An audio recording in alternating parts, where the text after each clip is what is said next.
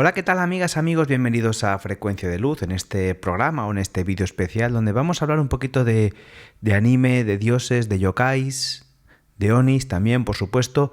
Veremos lo que son, si no lo sabéis, si ya lo sabéis, pues atentos porque se vienen cositas interesantes y chulas. Y un poquito esta charla que os traigo hoy, que os presento, es una reedición de la conferencia que hice en la pasada Japan Week en Barcelona.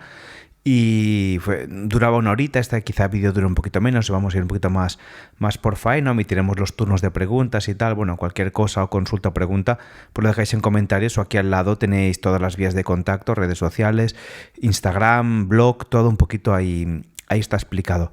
Entonces un poquito la idea de este vídeo es hablar de cómo los dioses, los espíritus, los yokais y los onis, los demonios, están presentes en la cultura japonesa, también en algo que a mí me gusta mucho y a lo mejor también os gusta a vosotros, que es el anime o el manga.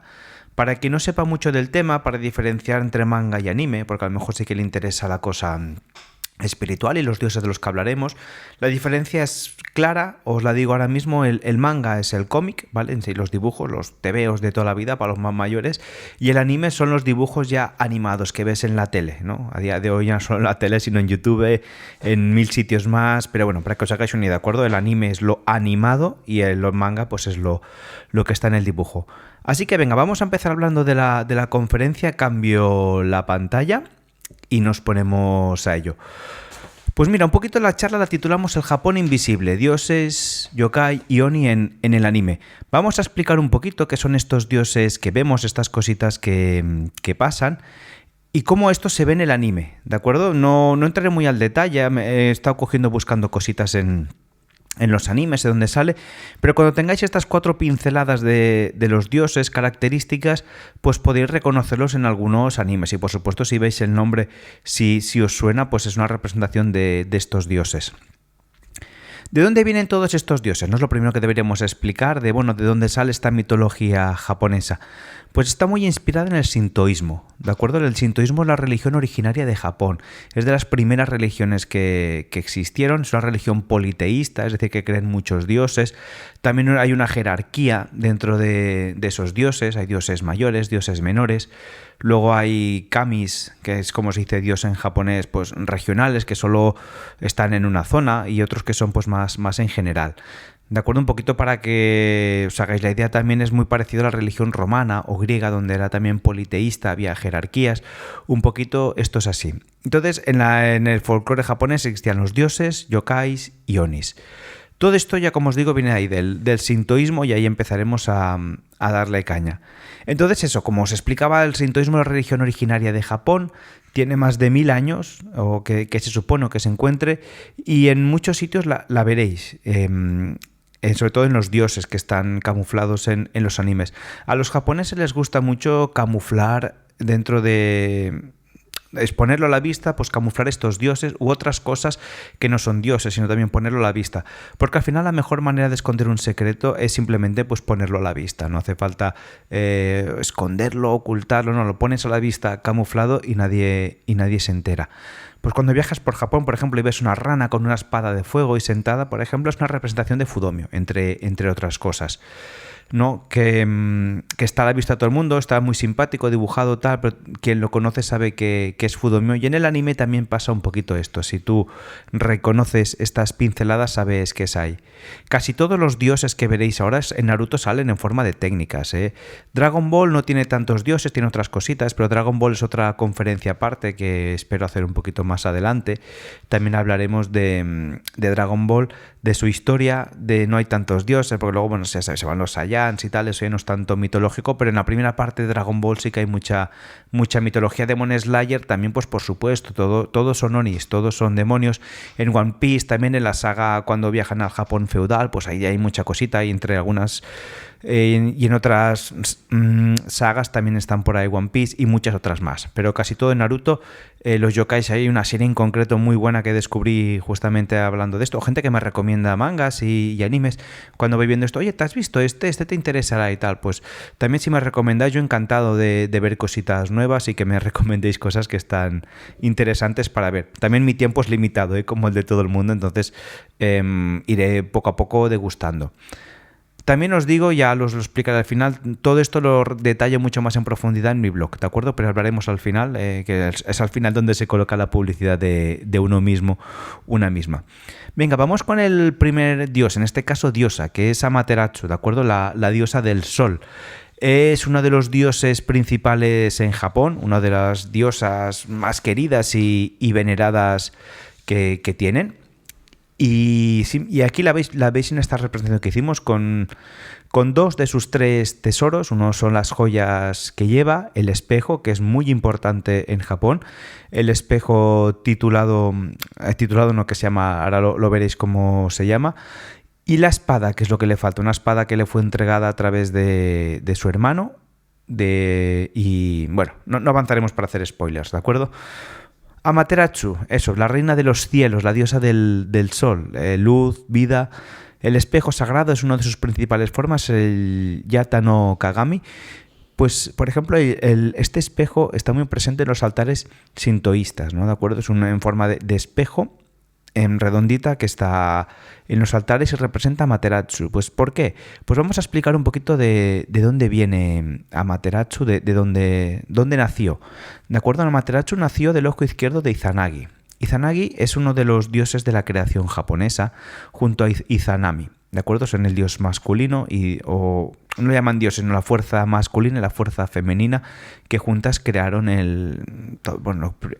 principalmente lo que era Japón, ¿no? Ellos entienden Japón, un poquito el mundo, pero un poquito fueron los que crearon Japón.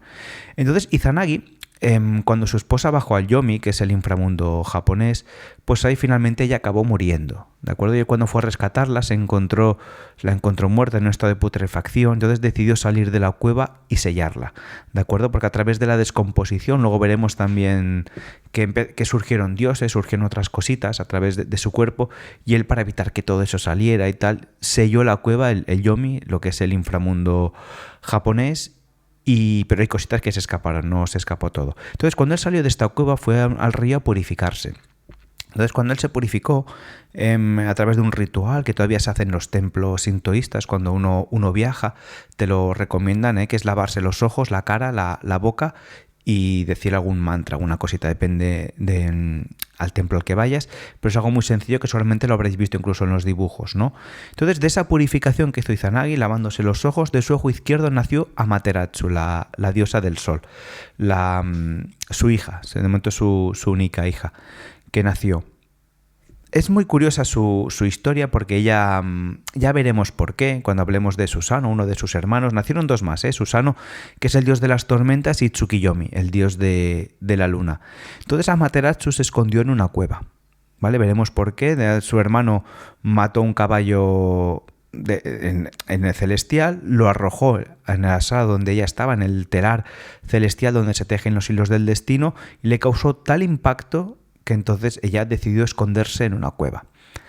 Cuando se escondió en esa cueva, pues el mundo se sumió en oscuridad y nadie veía nada, había oscuridad, pues evidentemente las cosechas no salían, todo estaba hecho un desastre absolutamente, y entonces los dioses pensaron que tenían que elaborar un plan para sacar a Amaterasu de la cueva donde ella estaba metida. Y entonces decidieron organizar una fiesta delante, ¿no? Ella seguía en su cueva, recluida allí sin saber nada de nadie, y empezó a oír un ruido, un jolgorio que había fuera de su cueva. Oye, ¿y qué está pasando y tal? Y entonces asomó un poquito la cabeza. Dicen que Ame no Uzume, la diosa, estaba allí delante bailando, haciendo una danza pues bastante provocativa, y los dioses se reían mucho. Entonces, cuando Amaterasu apartó un poquito la piedra para salir de la cueva, ella vio en su espejo reflejado su brillo, ¿no? Y esto la deslumbró tanto, y los dioses tuvieron el tiempo suficiente para cogerla y sacarla de la cueva ya para siempre. Y a partir de ahí, pues la luz volvió a los cielos, lo festejaron, y finalmente ella pues se acabó uniendo al cortejo, a la gran fiesta que había. Es el último punto que veis ahí abajo, que se encerró en una cueva y el mundo quedó a oscuras. Pues afortunadamente la sacaron de la cueva y la luz volvió a reinar en la tierra. Esta es la historia más potente que hay de Amaterasu. Ella dejó 3 joyas, algunas dicen la leyenda que físicamente existen en Japón, aunque nadie las ha visto o muy poca gente las ha visto porque son muy, muy sagradas. Una es el espejo que os digo, el Yata no Kagami, perdón. Es uno de los tesoros imperiales de Japón y está en un templo, iba a decir el gran templo de Ise, pero ahora dudo si es este templo. Hay un gran templo dedicado a Amaterasu que lo podéis buscar en Google. Ahora mismo, disculpad, pero no me sale. Y está ahí ese espejo, dicen que está escondido ahí, lo puede ver muy, muy poquita gente. Además es un templo donde casi nadie puede entrar y además cada 20 años se reconstruye y se hace una copia igual a su lado. Se derriba y cada poquitos años, cada 20 años se va haciendo este jueguecillo. También tenemos la espada, que pertenece a la familia real japonesa. Correcto, sí, mirar el santuario de Ise, ya os lo había dicho bien porque tengo aquí mis notas también que hice para la conferencia, y en el gran santuario de Ise pues está dedicado a ella y está ese espejo y cada poco tiempo se reconstruye y se reconstruye. Y las joyas también que pertenecen a la familia imperial japonesa. Se dice que la familia imperial japonesa desciende de Amaterasu a través de un nieto suyo que bajó a la tierra y a través de ahí pues hizo todo el linaje de la familia imperial japonesa. Entonces, bueno, por eso dicen que la familia japonesa tiene este origen divino, ¿no? Lo ligan mucho a Amaterasu. Entonces, bueno, también pues dejó su papel ahí en el cielo y en la tierra, por supuesto, ¿no? En algunos animes donde podéis verlo, os digo, en Naruto. Aquí veo que repetí Noragami, porque tuve que hacer el PowerPoint. Me confirmaron que iba a hacer la conferencia una semanita antes y tuve que hacerlo corriendo. Quería haberme preparado con más tiempo la charla, pero bueno, surgió una cosita así, pero la podéis buscar. Yo os digo, cuando veáis características suyas, el sol, llamas, cositas así, son muy típicas de Amaterasu y podéis ir reconociendo tips, como de otros que iremos conociendo. En Yu-Gi-Oh! Sí que existe la carta, el Bujinki Amaterasu, por ejemplo, y en técnicas de Naruto también está las llamas del sol en Fire Force, esta saga de los bomberos también que está muy chula, es uno de los motores que impulsan el fuego justamente. Venga, pues avanzamos con el siguiente dios, que en este caso hablamos de Tsukiyomi, el dios de la luna. En japonés antiguo, Tsukiyomi significa leer la luna, ¿no? Es un nombre tradicional japonés. Entonces, si antes os explicaba que a través cuando Izanagi salió del inframundo y se purificó el ojo izquierdo y nació Amaterasu, de su ojo derecho, nació Izanami, ¿vale? Justo después de Amaterasu, la del sol y la luna, el dios de la luna. Ellos al principio es quizá el menos conocido, porque no se conoce mucho el dios de la luna japonés, Tsukiyomi. Se conoce mucho más a Amaterasu, Tsukiyomi no tanto, y Susanoo luego veréis que también se le conoce un poquito más, o podéis reconocerlo mucho más claramente. Entonces un poquito eso, pues a través de la noche, luna, misterio. Hay una historia muy curiosa cuando Beiseki mató a la diosa del alimento. Esto es verdad, se llamaba Ukemochi, la diosa del alimento, y ahora os explico también por qué. Pues a mí me gusta mucho en las tradiciones mitológicas o las historias orales de cómo existe el sol y la luna, por qué se separaron, por qué hay día, por qué hay noche. Son historias muy, muy curiosas, ¿no? Está la historia maya, que es muy interesante. Catalán tenim la canción de la lluna, la pruna, y es que también es la bruna, perdón. Entonces es muy, muy curioso. Entonces, lo que os explicaba. Amaterasu envió a Tsukiyomi a ver a la diosa del alimento, a Ukemochi. Cuando Tsukiyomi fue a verla, le dio tanto asco cómo ella fabricaba los alimentos, porque era a través de regurgitar, a través de su cuerpo. Ella fabricaba los alimentos, que no hacía falta ni cultivar nada. Ella era la que proveía, por así decirlo. Tsukiyomi le dio tanto asco y le pareció tan indecoroso aquello que la mató. De acuerdo a Amaterasu, una vez más, entró en cólera y al ver todo aquello, pues desterró a su hermano para siempre del reino celestial, del Takamahara, y lo separó yéndose a la noche. Por eso en esta historia un poquito nos cuentan que Amaterasu y Tsukiyomi se separaron a través de este momento que pasó. Entonces, bueno, dice que entonces nunca se encuentran, no se tocan. Cuando uno está presente, el otro se va. Es verdad que están separados para siempre yo en las leyendas, en estas cositas, hay una historia que me gusta mucho, que siempre hay un momentito que se encuentran el sol y la luna, que es cuando hay los eclipses, ¿no? En ese momento, en ese pequeño momentito, pues ellos se encuentran y pueden hablar un poquito. No están separados tampoco para siempre, sino que hay pequeños momentos donde ellos se pueden ver y es muy bonito. Entonces, si buscáis en tradiciones historias del sol y la luna, hay un montón y son muy bonitas, y muchas historias pues cuentan eso. A veces son historias de amor entre el sol, que es hombre, la luna, que es mujer normalmente. Aquí en este caso veis que en la tradición japonesa es al revés, el que es el sol es mujer y el que es hombre es la luna en este caso, ¿no?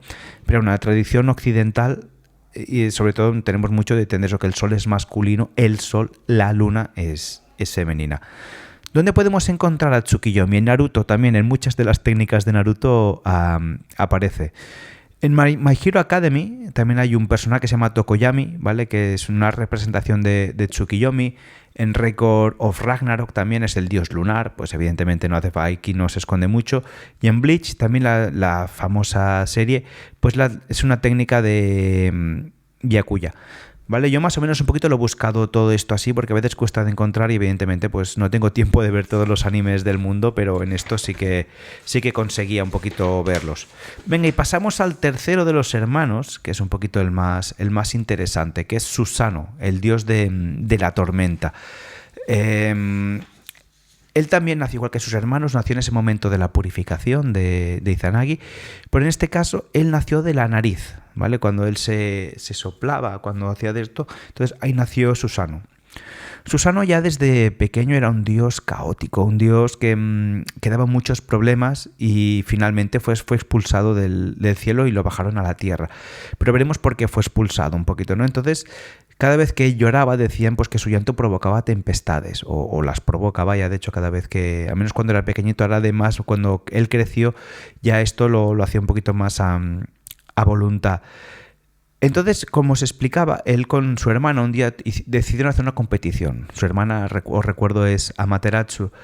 A ver quién era capaz de crear más cosas con objetos del otro, a ver quién era capaz de crear más dioses. Entonces Amaterasu creó 4 o 5 dioses y Susano creó otros. Finalmente fue Amaterasu quien se proclamó ella vencedora y su hermano no aceptó que ella fuera la vencedora. No, pero porque ya sabéis cómo son las cosas de hermanos, pero ¿por qué has de ganar tú si yo he hecho no sé qué? No, pues porque... Entonces él cogió tal cabreo que entonces ahí se empezó a destruir el reino celestial. Una de las cosas que hizo fue matar un caballo y lo arrojó en la sala del telar, donde estaba allí Amaterasu, y como os he explicado, una de sus sirvientas murió del susto y eso le provocó tal disgusto a ella que fue cuando se encerró a la cueva. Los dioses fue en ese momento cuando decidieron desterrar a Susano del Takamahara y lo bajaron a la tierra. ¿De acuerdo? Y a partir de aquí es donde empieza la historia de redención de Susano, porque luego volvió al panteón. Entonces fue muy curioso cómo él decidió, cómo acabó volviendo al panteón. Él lo bajaron a la tierra. ¿De acuerdo? Entonces cuando lo bajaron, él fue a un pueblecito y se encontró un matrimonio que estaban llorando desesperados y él les preguntó: ¿qué os sucede? ¿Qué pasa? Pues mira, resulta que hay una gran serpiente que se llama Yamata no Orochi, una serpiente de 8 cabezas, que según cuentan en los libros pues era tan grande como una montaña, tenía un montón de árboles por la espalda, no una serpiente pequeñita, una señora serpiente de 8 cabezas al estilo anaconda, pero por 50, ¿vale? O sea, súper grande. Y entonces, pues Susano, que estaba ahí, dijo: no te preocupes, si yo venzo a la serpiente, me has de prometer una cosa, que me darás la mano de su hija. Entonces el matrimonio, la única hija que les quedaba, y entonces pues dijeron: de acuerdo, si tú consigues matar a la serpiente, te entregaremos a nuestra hija. Entonces él ideó un plan, Susano, que fue la de, a través de 8 barriles de sake, hizo una destilación de un sake súper potente y se lo dio a beber a las 8 cabezas de la serpiente. Y una vez la serpiente se emborrachó y cayó dormida, Susano decapitó a la serpiente, cortando sus 8 cabezas y por supuesto pues matándola. Dentro de una de las colas de la serpiente encontró una espada, ¿de acuerdo? Es la Kusanagi. ¿Vale? Entonces, que como os decía, fue la espada que le entregó a Amaterasu para pedirle perdón y ser admitido otra vez en los cielos. Como os decía, esa espada, aquí mira, lo tengo apuntado mejor, está en el santuario de Atsutsa, en Nagoya. Evidentemente, si vais no la podréis ver, porque es una espada que no está a la vista del público, está prohibido verla, se ve que muy poca gente puede verla. Entonces, como veis, Susano también es un dios un poco caótico. A lo mejor nos sorprende un poquito más, porque pensamos que los dioses siempre han de ser buenos, comprensibles, y no siempre es así. ¿De acuerdo? Eso es un dios dual en ese sentido, que es caos, pero es un caos que limpia, ¿no? A veces cuando uno tiene un problema o hace cositas, quiere hacerlo todo despacio y limpio, que piden. A veces es necesario, pues eso, que venga una tormenta que arrase todo y empezar de cero también. Entonces, un poquito la idea de Susano, el dios de la tormenta, es hacer estas cositas. Es un poco su papel. Entonces, finalmente, sí, cuando le entregó la espada, como os digo, él fue aceptado otra vez y ya está dentro del panteón celestial en japonés. Entonces, un poquito donde podemos ver a Susano, se ve un poquito más también en técnicas de Naruto, lo veis. También Record of Ragnarok, en Smite es un videojuego, y en Marvel Comics también lo encontré en la peli de Big Hero 6, o no sé qué momento del Big Hero 6, unos cómics sale Susano no Mikoto, que es su nombre original de cómo salen en los libros. ¿De acuerdo? Pues ahí también tenéis un poquito a Susano, el dios de las tormentas. Un poquito hasta aquí, estos son los 3 dioses principales que quería que viesen. Hay algunos más también un poquito, pero he escogido los 3 principales. Por ejemplo, podemos hablar de Izanami e Izanagi, pero ya son dioses más, como dijésemos, primigénitos de primera generación. Y quería centrarme en los 3 que a día de hoy más se veneran. Por supuesto, todos, un poquito depende del templo que vayas, la corriente que sigas, pero estos son los 3 más populares y conocidos, por así decirlo. Vamos ahora con otro de los dioses que escaparon del Yomi, del inframundo, de Rajin y Fujin. Hemos visto ahora un poquito que ellos nacieron de Izanagi, del padre de los dioses, nacieron ellos. Estos, en cambio, nacieron de Izanami, de la diosa que murió en el inframundo. Entonces, una de las cosas que ellos salió fue Rajin y Fujin, el dios del trueno y del viento. Como veis un poquito aquí tenéis a Rajin con los tambores y Fujin el viento con este gran saco, que ahora los veremos en una representación un poquito más detallista. Esta representación que tenéis ahí detrás existe. Está en muchos templos también allí, y es la representación más famosa. Si buscáis Rajin y Fujin, esta imagen que tenéis detrás es la que más veréis, de los 2 hermanos, porque son hermanos, ¿veis? En Sotatsu, en el templo Kenjin-ji, ¿vale? Sotatsu es el autor y Kenjin-ji es el templo. Entonces son protectores de templos, de varias cositas. Son 2 dioses muy queridos en Japón. No, cada uno tiene un poquito sus historias, porque juntos parece son un poquito no son como Susano, sino que estos son un poquito diferentes. Entonces, cuando hay la tormenta, pues el trueno y el viento suelen estar presentes, aunque no siempre. Hay una historia muy, muy curiosa, porque creo que sí, ya nos vamos luego, sino a los personajes, que es, por ejemplo, no sé si la habéis alguna vez, de los kamikaze. ¿Vale? El kamikaze, si lo tenéis presente, algunos pensaréis que es cuando los aviones en la Segunda Guerra Mundial, los aviones japoneses, se estrellaban contra los barcos de guerra americanos y entonces los hundían, ¿no? Eran pilotos que cogían su avión y sabían que iban a morir, se estrellaban y ahí quedaba la cosa. Pero la palabra kamikaze literalmente significa viento divino. ¿Y de dónde viene esta cosa? Pues mira, explican una historia hace muchos siglos que en una horda de mongoles se intentaron invadir Japón, ¿de acuerdo? Cuando los pescadores, los marineros, la gente que vigilaba, vieron que se acercaba una gran flota del país mongol a invadir Japón, entonces empezaron a rezarle a los dioses: por favor, puede parar esto, no ayudarnos. Y entonces dicen que los cielos escucharon esta petición y les enviaron un gran viento, se desató una tempestad en medio del mar que hundió a casi toda la flota mongol, con lo cual no pudieron llegar a tierra. Cuentan también que esto pasó 2 veces en esta ocasión, y siglos después volvió a pasar lo mismo, rezando, pues los dioses en este caso escucharon y protegieron Japón. La verdad es que del dios del trueno hay historias muy, muy curiosas también. Por ejemplo, dicen que tiene un compañero que se llama Rajin. No, Rajin es el arano. Tiene un perro que no recuerdo el nombre. Esto lo podéis ver en mi blog, en frecuencialuz.blog, que está allí, que dice que cuando hay tormentas el perro acude. Por eso en Japón hay una tradición que cuando hay tormentas, cuando viene este perro, se pone en un... Hay que taparse el ombligo porque el perro de Rajin entra a través de... Y no siempre está, pero entra a través de ahí. También, por supuesto, Rajin una vez fue encarcelado por un monje en una catarata y cuando se dieron cuenta que no pasaban las tormentas, finalmente hicieron liberarlo, ¿no? Esto, digo, está en el blog mucho más explicado para no hacerme muy, muy extenso y pesado, y de Fujin también, el dios del viento. Entonces dicen que Rajin, ¿veis estos tambores que tiene allí? Aquí lo veis un poquito, aquí los tiene más colgados, tienen un tomoe, que es esta espiral que habéis visto muchas veces, lo buscáis, enseguida reconoceréis el tomoe, aunque no sepáis lo que es. Entonces cuando él los toca, salen los truenos allí, boom, boom. Y el dios del viento, Fujin, lo veis ahí con su saco, cuando él abre su saco, pues sale la tempestad, el viento sopla con fuerza. ¿Dónde podéis verlo? También en Mortal Kombat. Si habéis jugado a Mortal Kombat, esto no es tanto anime, pero está muy bien. Raiden es Rajin, ¿vale? Es el dios del trueno. Aquí lo veis en el arte ukiyo, que es el arte un poquito tradicional de japonés. Ahí los veis con los tambores y con el saco. En este caso es verde y el otro es a veces blanco, rojo, depende.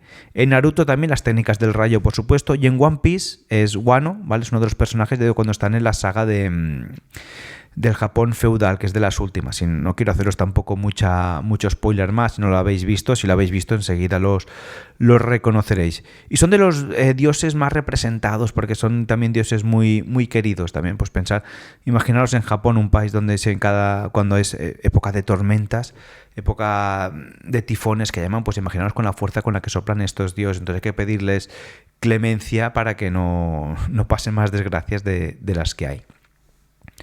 Saltamos al siguiente bloque, hasta aquí llegamos un poquito de los dioses y dioses un poquito más menores. Hay muchísimos más, por supuesto, pero tampoco era plan de hacer allí un sermón explicando todos los dioses. Vamos a hablar de Onis. Onis son demonios, ¿de acuerdo? Los demonios. Voy a hablaros un poquito general de demonios y luego os explicaré la historia de Suten-Oji, que es el demonio más famoso, más grande que hay en Japón y el más temido o temible. ¿De acuerdo? Entonces cuando los veis, son piel roja o azul, llevan cuernos, garrote.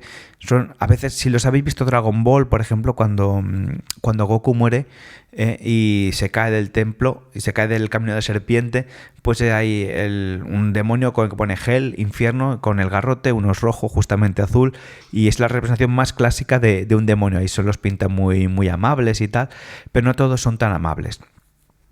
Quiero puntualizar, que esto también lo dije allí durante la charla, creo que es interesante. Cuando hablamos de demonios, no hemos de pensar en malas energías o energías malas o oscuras. Los Onis son unas energías que cumplen su papel dentro del gran ciclo de la vida, o gran ciclo celestial, por así decirlo. Ellos cumplen su papel, no son ni buenos ni malos, simplemente su energía es así. ¿Por qué a veces es así? Porque a veces cuando el cielo, dijésemos, castiga o te impone un castigo, no son los propios dioses buenos, por así decirlo, o más sabios los que hacen el castigo, sino que son estas energías las que lo hacen, por ejemplo, o simplemente se trata de proteger. Es decir, cuando tú... Pongo un ejemplo muy claro. Tú imagínate que quieres entrar en una discoteca, ¿no? Entonces el portero pues te puede decir pasa o simplemente no pases. Bueno, pues no puedes entrar. ¿Por qué? Entonces tú discutes, te peleas con él. Entonces, ¿este portero es malo? Dice, no está haciendo, simplemente hace su trabajo. No tiene más. Entonces no es ni bueno ni malo. Simplemente cumplen su trabajo, cumplen su papel que se les ha dado y es este. Como os digo, algunos Onis son protectores. Por ejemplo, sin ir más lejos, Fudomio es uno de los demonios que está en el inframundo y él simplemente controla. Además es un demonio o un Oni, aunque entendamos demonio no como cosa mala, os vuelvo a repetir, sino que es bueno. La gente adora a Fudomio porque les ayuda mucho, es protector, es firme. Además dicen de Fudomio que es uno de las deidades o las entidades con la que me gusta mucho trabajar, también muy relacionado con las artes marciales y muchas cositas más, que cuando el mal ve a Fudomio, el mal tiembla de miedo. O sea, imaginaros que alguien malo tiemble ante alguien que es aún más malo, pero en realidad es bueno Fudomio porque te ayuda a tener coraje con la espada, la cuerda, pero bueno, eso sería otra charla, hablar de Fudomio, que ahora no toca.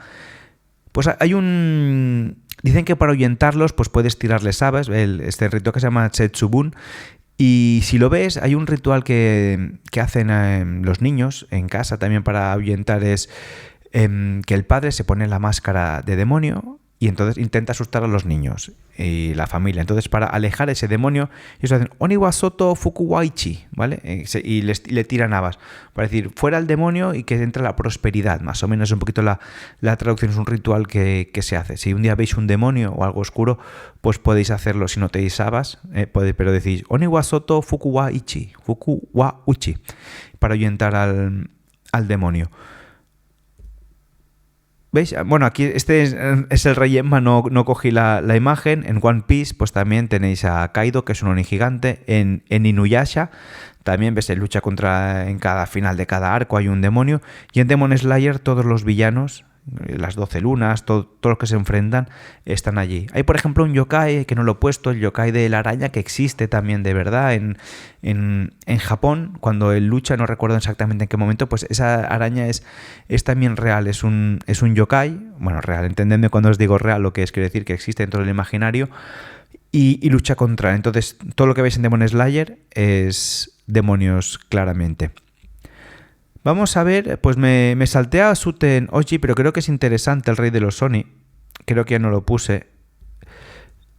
Pues no, voy a explicaros un poquito, vuelvo para atrás, porque creo que es interesante explicar la historia de Suten Doji, el rey de los Oni. Debo dejar esta imagen que nos inspira muy bien. Suten Oji es el rey de los Onis. Su historia es muy curiosa para que la veáis y la entendáis. Era un niño, cuando él nació, un niño que nació en pues esos días que los augurios decían no, porque hay mala conjunción de astros y tal, pues ese día nació este niño. Era un niño problemático, que daba muchos problemas y fue expulsado del templo donde se llevó para intentar reconducirlo. ¿De acuerdo? Era una persona pues de hecho, Suten Doji literalmente significa el niño que bebe sake. ¿Vale? Entonces decían eso, que él bebía sake, hacía estas cositas y fue expulsado del templo. Entonces, en uno de los festivales, él se puso una máscara de demonio y empezó a asustar a la gente. Y la gente empezó a coger miedo. Entonces, a partir de cuando él intentó sacarse la máscara, no pudo sacarse la máscara, se le quedó pegada al cuerpo y ahí fue cuando empezó a convertirse en demonio. Se refugió en el monte Hiei, ¿vale? Allí creó su castillo donde él pues bebía sake, había sangre, había un montón de... Era muy oscuro, entonces nadie se acercaba, porque cualquiera que se acercaba sabía que podía morir, pues lo típico, bajaba al pueblo, secuestraba a las doncellas y se las quedaba en el castillo. Era un demonio muy, muy temido y nadie se atrevía a ir al castillo. Entonces finalmente un día en el monte Oe, es que estaba leyendo aquí lo que ponía. Reinó en el monte Oe, ¿vale? En el monte Hiei fue donde tuvo el templo donde él fue y fue expulsado, pero fue el monte Oe donde él vivió y tenía el castillo que os comentaba. Pues finalmente decidieron un día que había que acabar con esto, que esto no podía ser así, no podía continuar, y entonces el emperador decidió enviar a una comitiva de generales, pero como evidentemente podían darse cuenta, decidieron que se camuflarían de monjes o visitantes. Se lo encargó el general Raiko, ¿de acuerdo? Uno de los generales más astutos y valientes que tenía en aquel momento el imperio japonés, y dijo, hemos de ir a por ella y te encargarás tú, ¿de acuerdo? Pues de camino hacia allí, pues se fue con su comitiva. Durante el trayecto hacia el monte Oe se encontraron con unos dioses que les entregaron 3 armas que luego les serían vitales. Uno es la espada, una armadura y un casco, que es lo que les entregó para que fueran a luchar contra Suten Doji. Entonces ellos se lo pusieron debajo de las túnicas, disfrazados, y fueron al castillo. Un poquito la idea para vencerlo fue como hizo Susano, ¿no? Emborracharlos con sake hasta que este cayera rendido y poder matarlo. De hecho, así fue como terminaron durante el banquete, iban bebiendo hasta que al final sacaron el último sake especial y el demonio cayó dormido. Entonces ellos, en el momento que el general cogió la espada y decapitó a Oe, pero la cabeza siguió viviendo, y cuando la decapitó intentó morderle, y gracias al casco que llevaba pues evitó que el demonio lo atacara y lo matara. Entonces ensartaron la cabeza en una lanza y bajaron con su cabeza hasta el pueblo para demostrar que que lo habían vencido. En este caso, pues como no era un demonio fuerte, poderoso, no se podía hacer por la fuerza, pues tuvieron que hacerlo a través de la astucia. Entonces un poquito la idea es esta, ¿no? Que lo que habla de las energías oscuras, como veis, él no nació siendo un demonio, sino que con el tiempo se fue convirtiendo, ¿no? Entonces, por pues la falta de cariño, un niño incomprendido, unas cositas así, y al final todo esto lo llevó a convertirse en el rey de los Oni, de los demonios. Y aquí un poquito eso, pues los veis aquí lo que hemos hablado.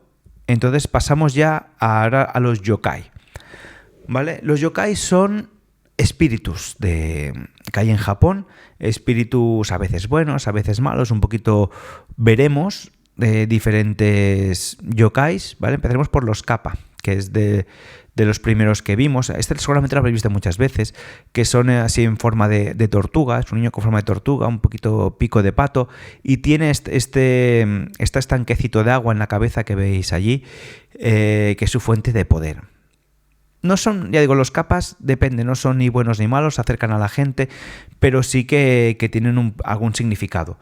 Mitad humano, mitad tortuga acuática, que los veis en una representación de diferentes tradiciones, y el plato de agua en la cabeza. Entonces, puedes vencer a un kappa si un día te asalta en un camino o cerca de un río, que es donde suelen colocar. Entonces también un poquito el yokai si buscas fuentes un poquito más modernas de Japón, te hablan un poquito que los yokais cumplían la función de ser un poco la moralina, la advertencia para que la gente no hiciera cosas peligrosas. Por ejemplo, los kappa viven cerca de un río, entonces decían que cuando tú te acercabas mucho al río, un kappa podía raptarte y llevarte al agua.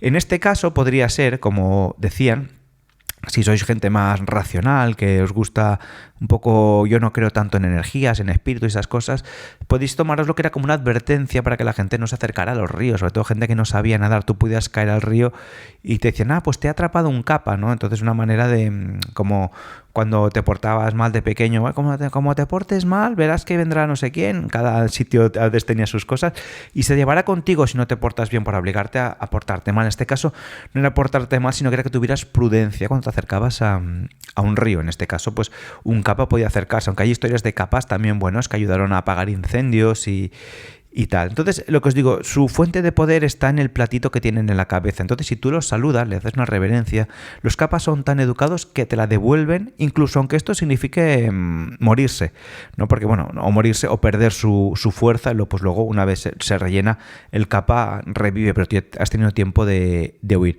Es como Superman cuando está con la kriptonita, que se debilita mucho y luego cuando ya se aleja o se va, pues ya recupera sus poderes. Pues a los kappa les pasa exactamente el mismo, que pierde sus poderes.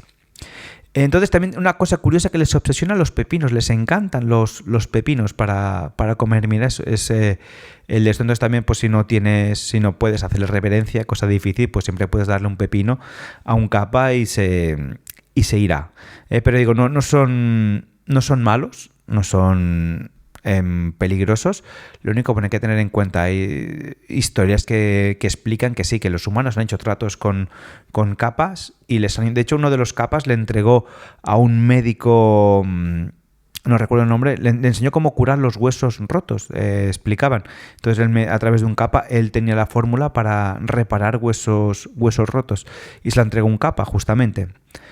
Entonces un poquito aquí veis donde podéis ver los kappa, ¿vale? Entonces aquí simplemente aquí con una máscara de kappa, no es que aparezca. Pero si os gusta mucho el tema de los yokais, yo descubrí una serie que me recomendaron que es buenísima y la estoy viendo, y a mí me enganchó ya solo desde la intro, que es muy, muy divertida, que se llama Gegege no Kitaro, ¿vale? Son todo yokais. Cada episodio van saliendo yokais. Entonces Kitaro es un niño, un yokai también que ayuda a los humanos, en este caso, a luchar contra ellos, ¿no? En un Japón actual, donde la gente no cree en estas cosas, empiezan a aparecer yokais y Kitaro los ayuda. Entonces ahí todo lo que veréis ahí son yokais y bien explicados, con historias, si los reconocéis, los podéis buscar. Está muy muy bien. Casi todos los yokais que veremos están en Gegege no Kitaro. Si lo veis también en Summer Days with Q, es el kappa, en protagonista es el kappa, y en Sarazami cuando los protagonistas se transforman se convierten en kappas, en estas tortugas. No confundir con las tortugas ninja, que estas son otras. Venga, vamos con otro que seguramente lo habréis visto mucho. La máscara también es muy muy chula y muy reconocible, que son los Tengu, que son unos seres que viven en las montañas, que son maestros de artes marciales. Se les representa en forma de, como veis esto, de una máscara con una nariz muy larga, normalmente es roja la máscara que veis, luego la veréis porque en Demon Slayer, si recordáis al maestro que le enseña en las montañas, lleva una máscara de un Tengu. Sobre todo, básicamente estos son sus poderes: alas, nariz larga, abanico mágico con el que luchan, maestros de la espada y artes marciales. Dicen que al general más famoso de Yoshitsune, que es un legendario samurái, aprendió a combatir de un Tengu llamado Soyobo, ¿vale? Que fue el que le enseñó a luchar. Fue uno de los grandes luchadores o generales de Japón, y dicen que le enseñó. Son muy orgullosos los Tengu, ¿eh? Hay que ir con cuidado también porque son peligrosos, saben luchar. A veces también en forma de cuervo, veréis la máscara, ¿no? Con un pico de cuervo. También es otra manera en que más antigua que se representan los Tengu. Entonces ellos viven en las montañas, protegen bosques. En general no son seres que busquen pelea, a no ser que los provoque esa gente. Si voy por la montaña, ¿me puede atacar un Tengu? En principio no, porque no son seres peligrosos, pero sí que están ahí. Entonces, si a veces haces artes marciales, también están presentes. Hay técnicas que se inspiran en los Tengu, en esta tradición, pues ahí los tenéis. ¿Veis? De Urokodaki, la máscara del sensei que le enseña en Demon Slayer, pues ahí lo tenéis. En este caso no es de Dragon Ball, pone aquí Tengu del más allá, no es de Dragon Ball, es de otra serie. Y en Naruto, por ejemplo, veis los cuervos, cuando os digo, pues también son representaciones de esto. Naruto, si os mola la historia de los ninjas, también es una cosa, pero que es increíble todo lo que sale en Naruto de historias ninjas reales y verídicas también, que esto merecería un capítulo aparte de explicar todas las cosas que hay en Naruto que no os creeríais que son reales. Evidentemente, es anime, lo exageran mucho, algunas cositas las fantasean, pero es muy, muy real todo lo que sale.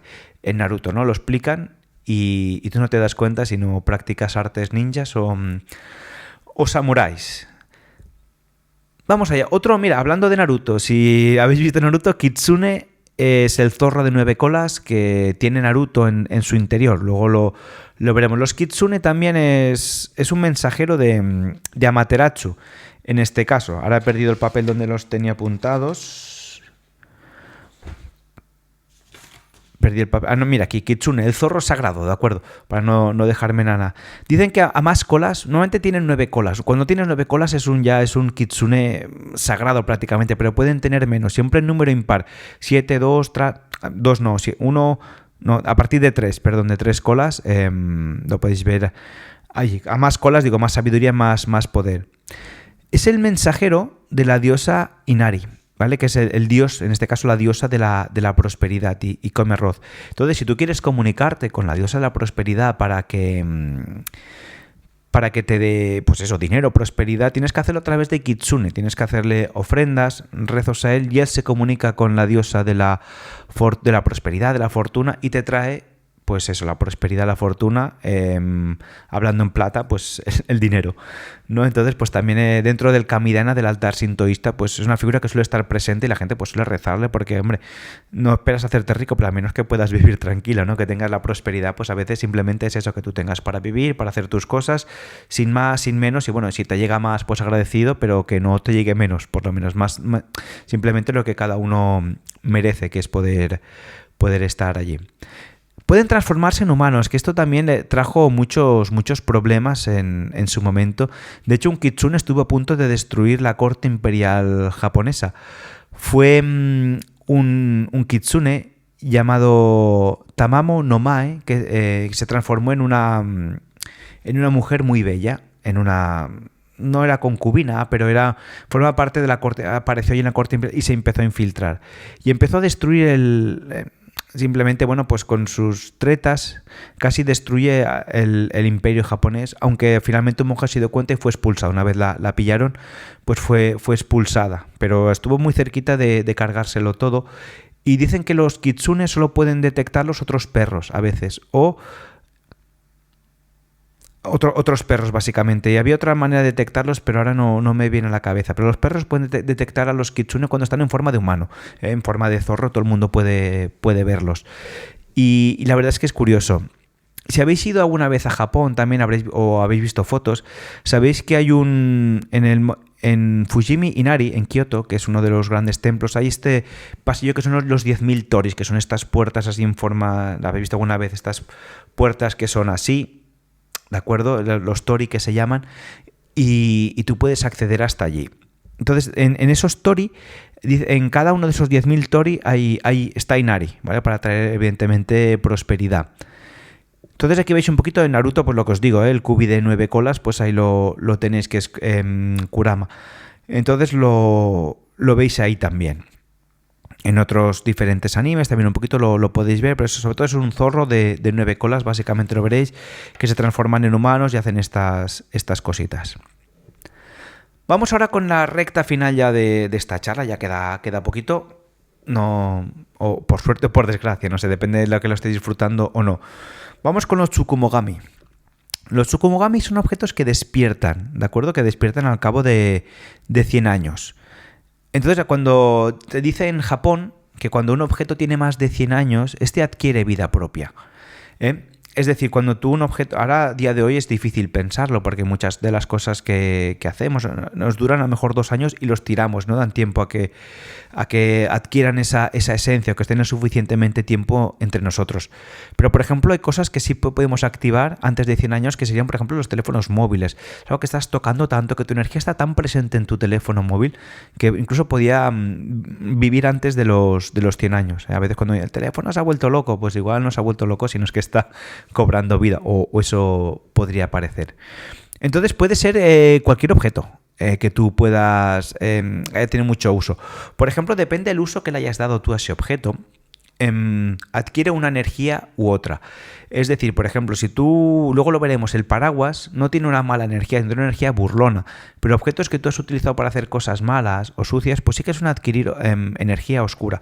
Por ejemplo, las espadas malditas, también dentro del blog de frecuenciadeluz.blog, hice un artículo explicando cómo una espada se convierte en maldita, y cómo limpiar... cosas cuando unas adquieren energías oscuras. Esto realmente es interesante de ver, y a veces maneras rituales muy sencillos de hacer para cuando tú coges un objeto, si tienes esa mala energía, cómo la puedes limpiar para que tú lo cojas y esté de cero. Por ejemplo, también no es ninguna tontería, cuando uno compra un piso nuevo siempre dicen, píntalo todo. Cuando te cambies de piso, límpialo y píntalo todo de nuevo para que la energía empiece desde cero. Abre ventanas, ventila, por ejemplo. Es una manera muy sencilla, y hay otras maneras. Entonces, pues eso, cuando los objetos despiertan, cobran vida, pues es a través de esto, de la interacción con los humanos y la energía que vamos depositando. Y si os interesa eso, las espadas malditas, buscad este artículo en Frecuencia de Luz o en mi canal de YouTube, que ahí explico un poquito una charla muy interesante que tuvimos con la caja de Pandora, donde hablamos de espadas malditas, cómo se crean, cómo se forman, y es en este caso a través de la sangre y la maldición, pero bueno, hay mucha más historia que aquí no vamos a abordar. Para Jujutsu Kaisen, por ejemplo, es la base para las maldiciones. Cuando hablamos del demonio pistola, si lo habéis visto que es el principal demonio, por ejemplo, la pistola es algo que la gente evidentemente le tiene mucho miedo. De una pistola pues puede matarte. Entonces, en el colectivo se crea en el colectivo de personas, se crea un egregor que es un demonio, que es una pistola. En este caso, esa pistola pues infunde mucho terror, porque es algo que da terror y con lo cual tiene mucha fuerza. Cuando nosotros a algo oscuro le damos fuerza, ello adquiere más poder. Si se lo restamos, entonces tiene menos poder. Igual pasa con las cosas buenas. Cuando las cosas buenas yo creo mucho en ellas y hago cositas, les estoy dando poder para que se manifiesten. Cuando yo no creo mucho, pues bueno, pues no tienen fuerza para manifestarse. Si esto fuera un coche, depende de la gasolina o la carga eléctrica que le pongas, el coche tirará más o menos. Entonces, si tú crees mucho, ponle mucha carga. Por supuesto, cosas buenas, cosas malas, pues tener respeto, pero no creas tampoco tanto para no darles poder, ¿no? A veces cuando lo que decimos, si estás sufriendo situaciones que te insultan, se meten contigo, si tú les das pie, la gente va a seguir haciéndolo, ¿no? Es mucho más complejo, estamos de acuerdo, pero reduciendo un poquito al absurdo, pues sería eso, ¿no? O a veces yo pensaba, pues también la gente esta, que es que se enfada muy fácil y es divertido chincharlo, ¿no? De molestarlo un poquito porque se enfada y es gracioso. En el momento que tú ya no te enfadas de gracia, bueno, pues ya pierde la gracia, por así decirlo. Entonces, bueno, es reducirlo al absurdo, situaciones que pueden ser muy, muy complicadas, pero no nada más lejos de la realidad. Pues aquí los tenéis, mira, vamos, ya que hemos hablado de los Tsukumogami, un poquito vamos a ver yokais. Aquí vamos a ver estos 5 yokais, un poquito que son muy, muy graciosos, muy divertidos. También alguno un poquito más asqueroso, pero ahí están. Vamos a empezar con los yokai, que esto no sé si ya lo tenía aquí, ya no los tengo, pero están aquí muy bien explicados. Vamos con el primero, el Kasa Obake, ¿vale? El paraguas que despertó. Este paraguas, la verdad es que es muy curioso, que ves con un solo ojo, una pierna y una lengua muy larga, ¿vale? Cazó una sandalia de madera, cobra vida tras 100 años de abandono, no es peligroso, solo quiere asustar, ¿no? Entonces él suele ir por los caminos, se abre y asusta y se va, ya está. No es un espíritu, dijésemos, burlón, no busca crearle daño a nadie ni entrar en conflicto, con lo cual está. ¿Veis? La frase que pone abajo, si dejas las cosas tiradas, en Japón dicen que vuelven a por ti.